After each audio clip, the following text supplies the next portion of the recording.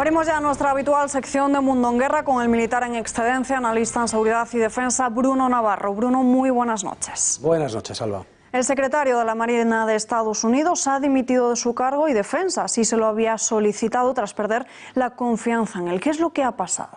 Bueno, efectivamente le han hecho dimitir, no le han pedido que dimita, le han echado, hablando en plata. Este hombre, Richard Spencer, tenía el cargo de secretario de la Armada, que es el equivalente en España al almirante jefe de Estado Mayor de la Armada. Allí no es un almirante, puede serlo, puede que no, ya lo veré, pero es un cargo político, no es un cargo puramente militar. Es verdad que él en su juventud estuvo 5 años en los Marines, se retiró de capitán, pero bueno, realmente su perfil es el de un civil, ¿no? Y claro, los medios progres ahora están todos volcados en decir que le han echado por su oposición a Trump en el caso Gallagher, que lleva conmocionando a la Armada desde hace prácticamente un año, lleva un año hasta hoy mismo, ¿no? Y eso no es exactamente así. Gallagher es un sargento primero de los Navy SEAL, que es esta unidad de élite de operaciones especiales, responsable, por ejemplo, de la muerte de Bin Laden, y en este grupo militaba el sargento primero Gallagher.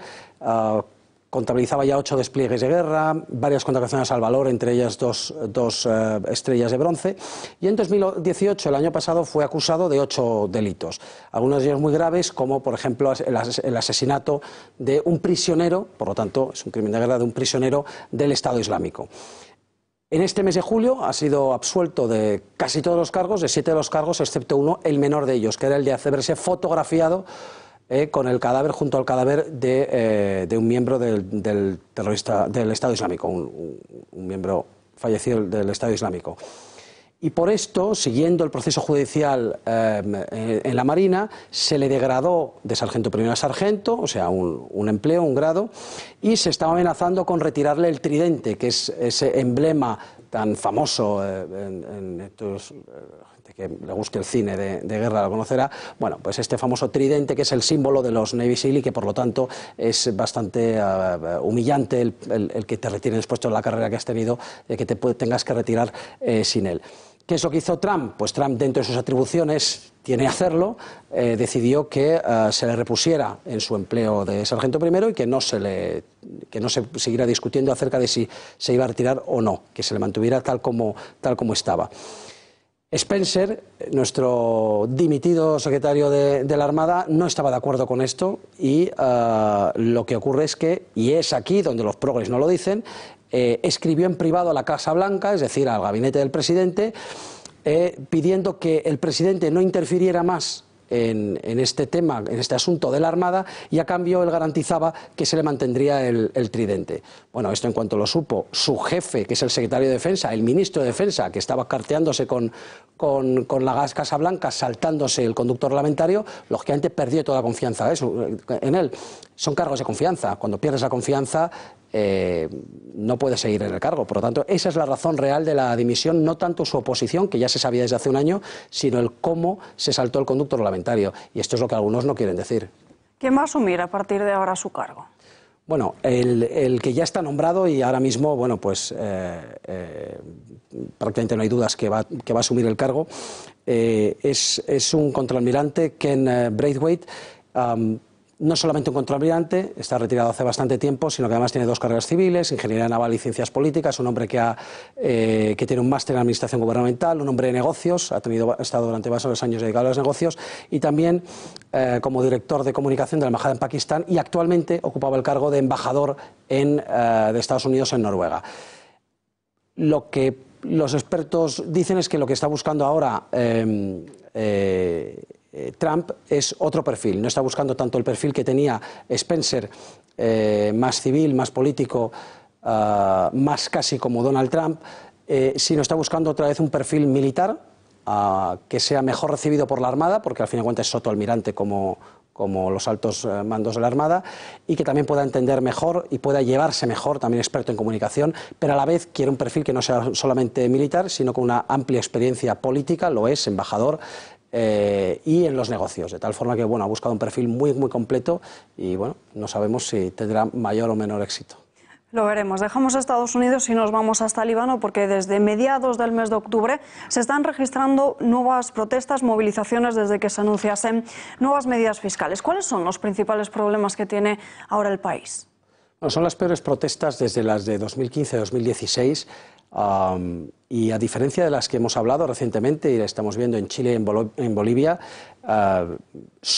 lamento decir solo, pero comparativamente hay que decirlo, solo se han llevado 5 muertos y unos centenares de heridos. Por allí en las latitudes de América del Sur están siendo bastantes más altas las bajas mortales y los heridos, ¿no? Es cierto que sí que tiene similitud porque también están haciendo caer gobiernos, ¿no? El primer ministro Saad Hariri ha dimitido junto a todo su gabinete, ¿no? ¿Cuál es la gota, ¿no? Porque en todas estas siempre hay una gota, al igual que hemos visto en Chile, en Bolivia, hay una gota. ¿Cuál es la gota? Que no excusa, pero sí la gota que colma el vaso y que hace saltar todas estas manifestaciones. Son las medidas fiscales, como habías dicho. En concreto, el plan de aumentar impuestos tanto en la gasolina, el tabaco, el trigo y en las llamadas telefónicas online. Esto quizás es lo que más le ha hecho daño a los jóvenes, ¿no? Es decir, las llamadas por WhatsApp, FaceTime, Facebook, pues todas estas llamadas a partir de ahora serían cargadas, ¿no? Con lo cual, bueno, han empezado unas protestas que parecen no tener fin, ¿no? Lo que pasa es que si esto fue la gota de inicio, lo que realmente enseguida las protestas han ido volcadas, han ido centrando en los problemas de fondo, no en simplemente estas tasas que se querían aumentar, ¿no? En los problemas de fondo, como son la enorme crisis económica que atraviesa el país, lleva ya un año más o menos, con una incapacidad de los sucesivos gobiernos para mantener los servicios básicos del país. Estamos hablando de la electricidad. La electricidad desde los años 70 no llega a todos los hogares, hay cortes, como mucho puedes tener 4 horas seguidas. El agua tampoco llega, la recogida de basuras y cualquier cuestión puramente higiénica de las ciudades en los pueblos, ¿no? El paro llega ya a un 25%, en un 37% en el caso de los jóvenes. Y al final, junto a esta crisis económica, que es la gran queja de los manifestantes, está otra que ellos relacionan mucho, que es la corrupción.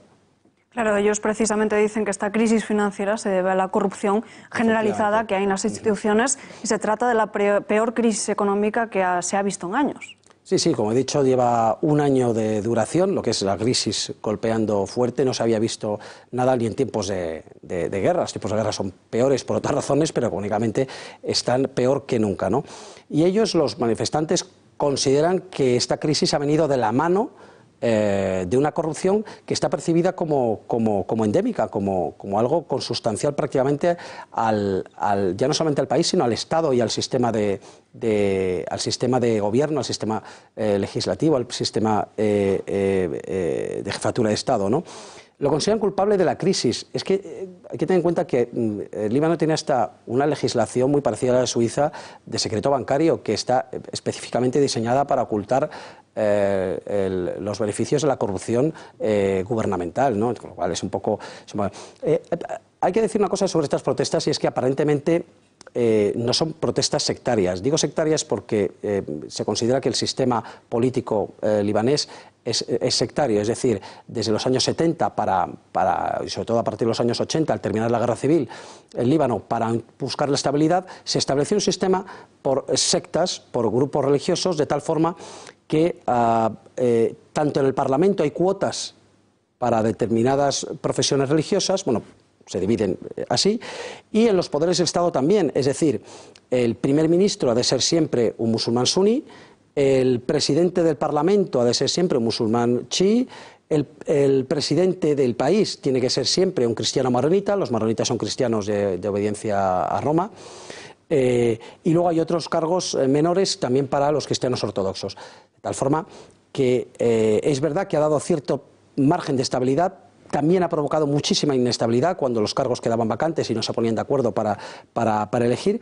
Y lo curioso de estas protestas es que aparentemente a día de hoy no está probado que ninguna de estas sectas, por así decirlo, de estas corrientes político-religiosas esté detrás de las manifestaciones. No parece que sean realmente lo que dicen querer ser. De hecho, entre sus demandas están la dimisión no solamente del presidente, del primer ministro, que ya ha dimitido, quieren que dimita el presidente y quieren que dimita el presidente del Parlamento. Es decir, quieren que dimita toda la vieja guardia que viene de la guerra civil, antiguos jefes en general de partidos políticos y de milicias armadas que siguen teniendo mucho poder en el país y quieren una renovación total de estas personas y que, como he dicho, se deje el sistema de sectas por un sistema, digamos, normal de partidos políticos que no sean sectarios. Lo que pasa es que va a ser bastante difícil, porque al final la gente se agrupa gregariamente por afinidades. Pero bueno. Hoy en día, ¿con qué apoyos cuenta el partido milicia de Hezbollah? Claro, Hezbollah es la única milicia que queda en el país. Después, cuando termina la guerra civil, en los años 80, todos los demás, los cristianos y los suníes y demás, todos hacen desaparecer, disuelven sus milicias, se reintegran, digamos, en la vida política pacífica sin milicias, pero lo único que no lo hace es Hezbollah. Eso le da un gran poder, es un Estado dentro del Estado. En ocasiones se considera que tiene más poder militar que el propio ejército del Líbano. De tal forma que bueno, tiene esa milicia, es una milicia que actúa como ejército, por ejemplo, en Siria, donde está apoyando a los chiíes en contra del Estado Islámico y de otras facciones yihadistas radicales. El Estado Islámico ahí actúa más como un ejército, el Líbano actúa como una milicia y cuando se enfrenta a Israel actúa como un grupo terrorista. Luego tiene todas esas facciones dentro de ellos. ¿Por quién es apoyado? Es apoyado, lógicamente, por los países chiíes, porque es una milicia puramente chií, por los países chiíes de la zona, como son Siria, naturalmente, aunque Siria ahora puede ayudar poco porque tiene problemas en casa, realmente Hezbollah les está ayudando a ellos, ¿no? Y sobre todo por Irán, que es el gran protector de los chiíes de Oriente Medio. Y yo creo que, de hecho, la prueba de que Hezbollah no está detrás de estas protestas es precisamente que en la zona dominada por los chiíes, por Hezbollah a fin de cuentas, las protestas son muy pocas porque Hezbollah ha dado orden de que paren las protestas. A fin de cuentas quieren desmontar parte de su chiringuito también, con lo cual ha dado orden y cuando Hezbollah te da la orden en su territorio de no protestar, pues claro, los jóvenes en muchos casos se prefieren quedar en sus casas. Desde luego, Bruno Navarro, muchísimas gracias por estar aquí con nosotros. Muy buenas noches. Buenas noches.